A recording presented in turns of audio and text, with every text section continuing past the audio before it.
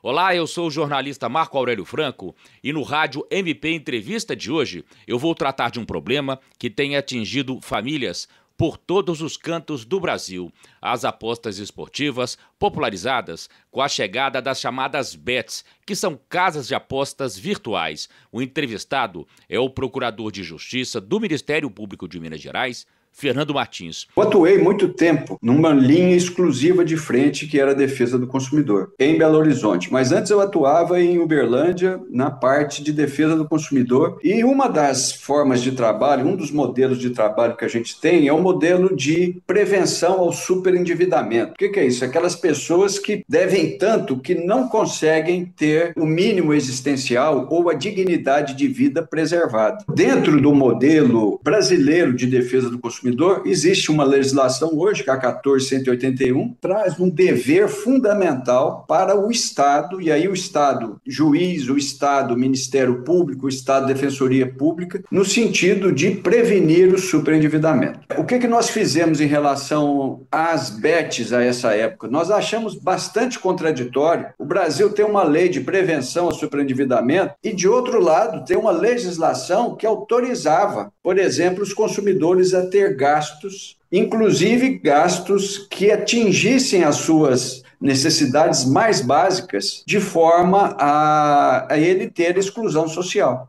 Essa legislação que permitiu as bets, a rigor são duas. É a 13.756 de 2018, essa é a primeira. Qual que era o objetivo dessa legislação? Autorizar apostas em eventos esportivos. Isso antes era proibido no Brasil pela Lei de Contravenção Penal. Então o que essa legislação fez? Autorizou apostas em jogos esportivos. É o primeiro passo. Mas posteriormente, quando foi em 2023, a Lei 14.790 autorizou as famosas apostas cota fixas, que são as apostas nas bets. E trouxe mais modalidade, não só apostas em modelos esportivos, como também em jogos, por exemplo, tigrinhos e coisas correlatas. As pessoas ficam viciadas nesse tipo de jogo, tanto ficam viciadas que a própria legislação manda essas empresas a tratar esses consumidores, porque entende isso como uma doença, que ela, inclusive, ela tem CID, ou seja, ela tem um reconhecimento científico na área médica que se chama ludopatia, tanto que as pessoas ficam viciadas. O direito, ele chega a ser hipócrita, porque você tem uma lei que veda práticas que levem a pessoa a ser superendividadas e depois você tem duas que levam à facilitação da pessoa a ser superendividada. Então,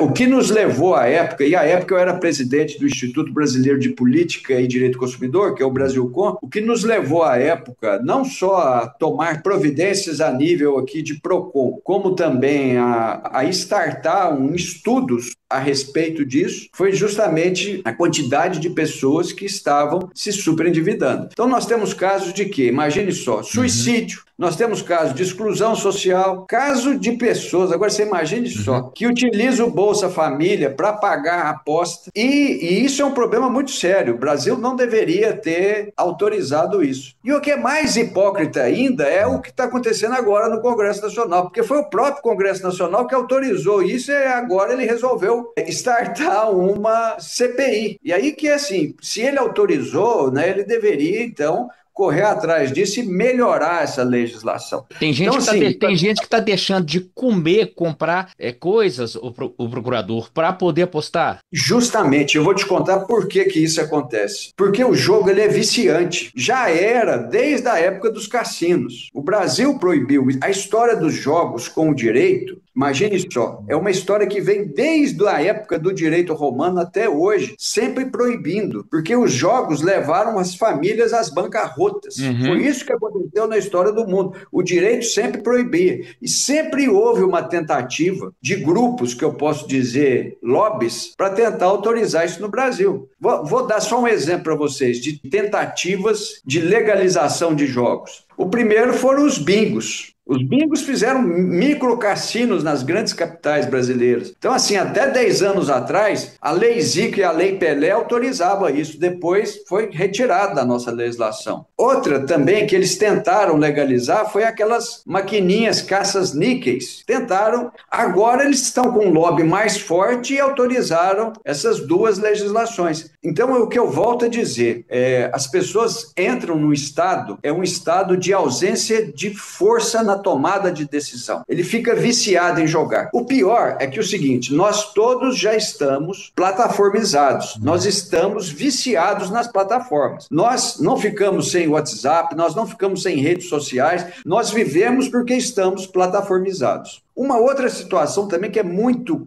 viciante entre nós. Nós adotamos um modelo de gamificação. Não é porque nós estamos jogando, mas é porque a internet ela tem desenhos, chamamos isso de arquitetura digital, que facilita a nossa interação, porque na realidade ele parece um jogo. Então, nós não só estamos plataformizados, como estamos gamificados. Agora, com a entrada desses jogos, piorou, porque você tem 2 ou 3 fontes de estado de vício da pessoa. A internet, ela nos convida para uma cultura de engajamento. O que é o engajamento? Você tem que entrar toda hora, você tem que dar uma curtida, você tem que compartilhar, você perde a atenção do seu trabalho para fazer o trabalho das redes. Hoje nós estamos com um número de 70 milhões de pessoas superendividadas no Brasil, abaixo da vida digna, que é o artigo 6º da Constituição Federal, sem o mínimo existencial, sem moradia, sem alimentação, tal. E essas pessoas são as que mais jogam. E jogam, veja só, diferenciado, porque uma coisa é jogar nas bets brasileiras que tem um arremedo de regulação. O pior é jogar no jogo do Tigrinho, por exemplo, que não é brasileiro, ele só é .com e ele não é regulado no Brasil. Essas, por exemplo, o Tigrinho, o que ele tem? Ele tem um envolvimento muito grande na sua capacidade mental, ele deixa você vencer 1 ou 2 episódios, te paga e depois você vai estar tão viciado que você acredita que você vai vencer novamente. E aí é quando você começa a perder. É uma questão de patologia coletiva do Brasil. Hoje se fala muito numa forma de proteger as pessoas através dos famosos neurodireitos. Por quê? Porque a internet aprendeu a trabalhar com a nossa forma de pensar. A internet, ela é muito psicológica, ela entra na nossa forma de pensar. Então ela descobre qual que é o comportamento do consumidor e ali começa a exigir seu engajamento. Então você fica por conta desses jogos, dessas interações a todo tempo. É uma transferência do pobre para o rico, que as bets são riquíssimas. É a transferência, ou seja, de quem, por exemplo, quem tem Bolsa Família para o mais rico. Acaba acontecendo isso. O que o governo quis fazer? Olha, vai impedir quem joga no Bolsa Família de utilizar esse recurso. Não tem como, porque o recurso vai entrar na conta do beneficiário, o beneficiário vai encontrar uma maneira de pagar a bet. Foi um passo de retrocesso do Brasil. O Brasil pensou que estaria dando um passo de avanço para dizer o seguinte, olha, nós temos uma legislação de jogos no Brasil muito boa, porque ela evita a lavagem de dinheiro e evita também a corrupção. Esse é o grande argumento de quem fez a legislação. Mas só que eles não olharam para o outro lado. Tanto é verdade que o governo federal, através do Ministério da Justiça, ele fez uma outra norma. Olha aqui, Marco, interessante. É proibição de celulares nas escolas. Por que ele fez isso? Porque as crianças e os adolescentes do ensino infantil e até o ensino médio estavam deixando de estudar para ficar no celular. O nome disso é uma outra patologia. Se jogar em ludopatia, ficar sem celular é nomofobia. A pessoa não fica sem celular. Então, ao mesmo tempo que o governo incentiva, né, como fez com essas regras das bets, ao mesmo tempo ele corta a questão do celular. É contraditório.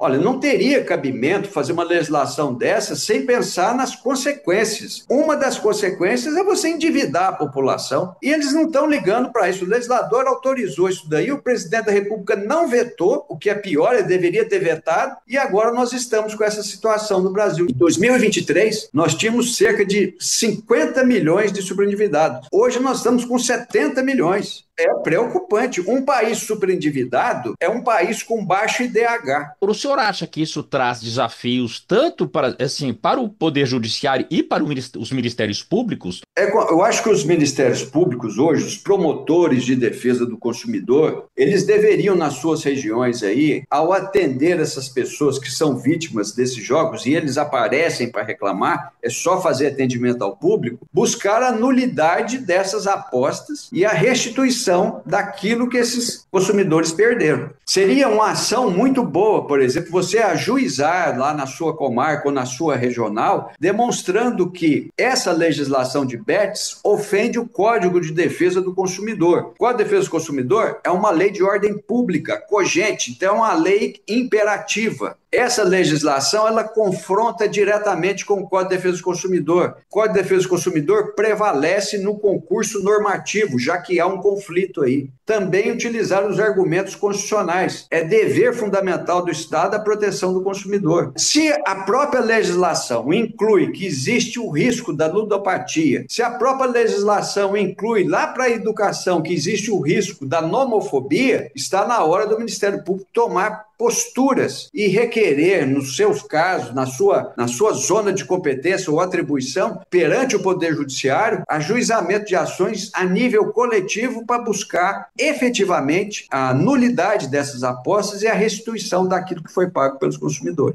Este foi o Rádio MP Entrevista com o Procurador de Justiça do Ministério Público de Minas Gerais, Fernando Martins. Até a próxima. Rádio MP em todo lugar ao seu lado. Siga a gente nas redes sociais. Procure por MPMG Oficial. Para mais informações, acesse mpmg.mp.br.